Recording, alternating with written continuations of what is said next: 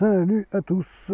Alors aujourd'hui une nouvelle vue de mon jardin, une vue de plus haut puisque je suis chez ma voisine.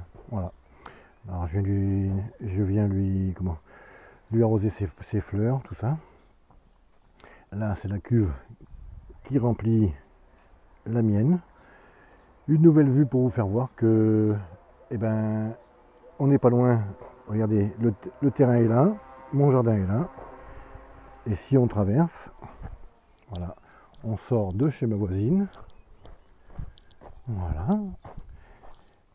et derrière cette haie, de là-bas, même jusqu'au palmier, là-bas, ça doit faire 40 mètres, et bien derrière cette haie, c'est tout mon nouveau jardin.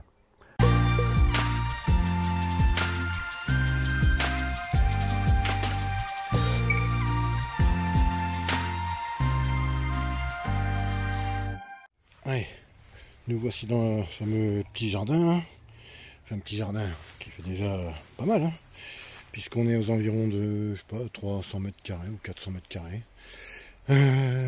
Alors ici, donc c'est le départ de palmier. Alors, il y a un petit peu de fourbi. Alors la délimitation, là l'herbe est très haute, hein, ça n'a pas été coupé cette année. Donc la délimitation, c'est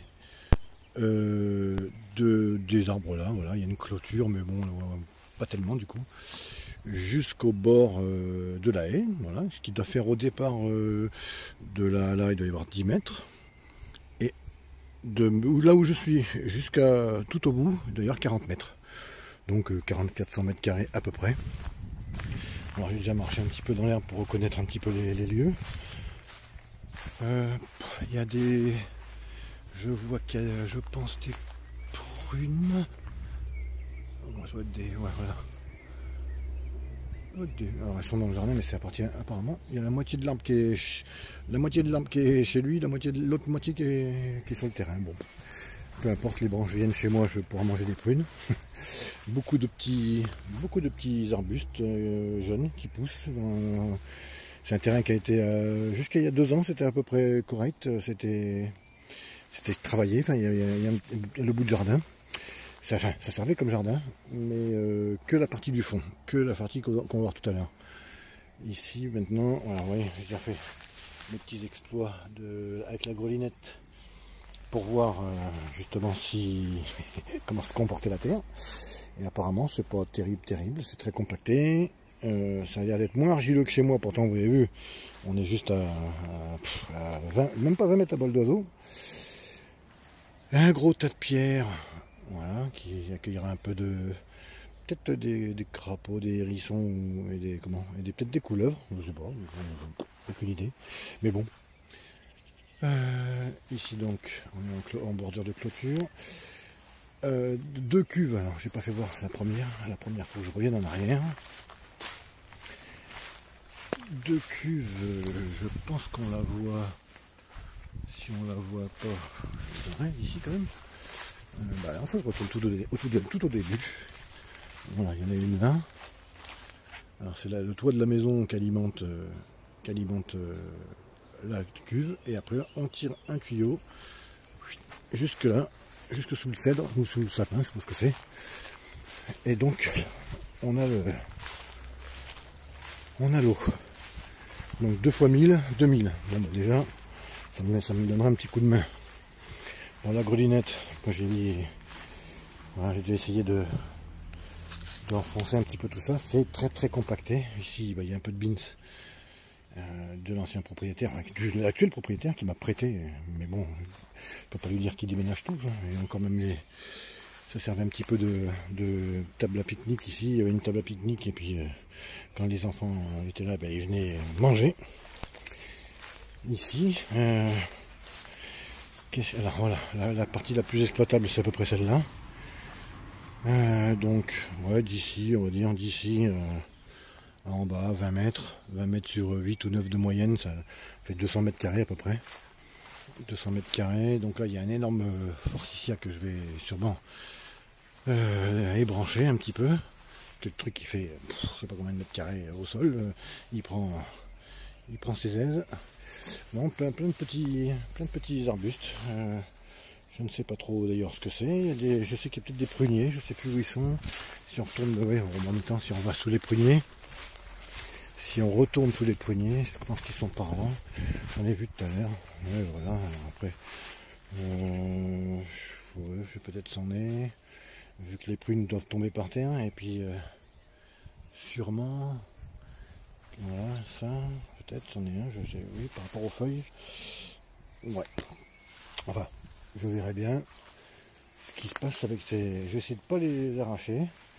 Peut-être si j'ai besoin du terrain de certaines parties, peut-être je les déterrerai et je les replanterai autre part.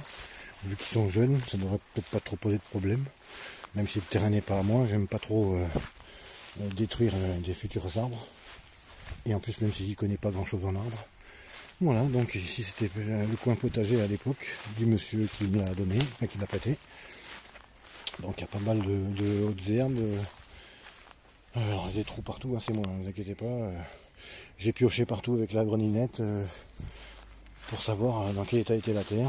Pas trop de vers de terre. C'est un petit peu bête. Il y a vraiment ça en manque, hein, il n'y a vraiment pas beaucoup. Qu'est-ce qu'il y a d'autre? Le romarin qui est énorme. Un gros romarin. Il n'y a pas grand chose d'autre à dire.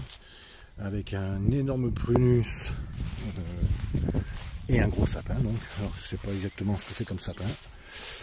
Mais bon. Là c'est du prunus, c'est sûr. Il y en a par terre. Voilà.